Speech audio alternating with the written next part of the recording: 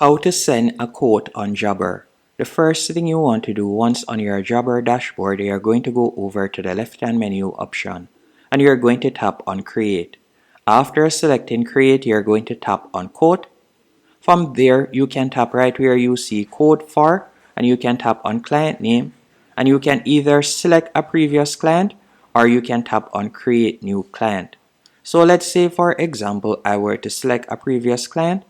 After you have done that, you're going to scroll down and right where you see products and services, you can tap right there and you could select from one of your services or you could create a new product or service. So for example, I'm going to select one of the services that I've created already.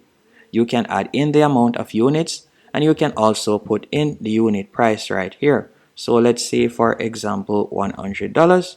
So I'll add it right there. After you have done that, you'll scroll down. You can add the client message. You can also add any disclaimer or so on and internal notes that you would like to share with your team.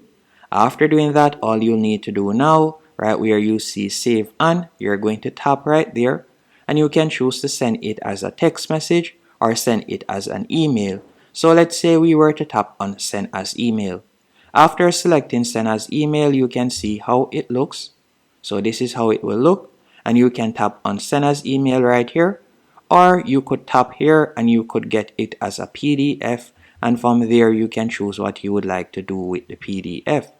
Once you're finished, that's it. So we could tap on Send Email and it is going to be sent. As you can see right there, quote sent to client, and if I should go into my email, I will receive it. I would have seen the quotation after a while, so I'll just give it a few seconds and then it will show up.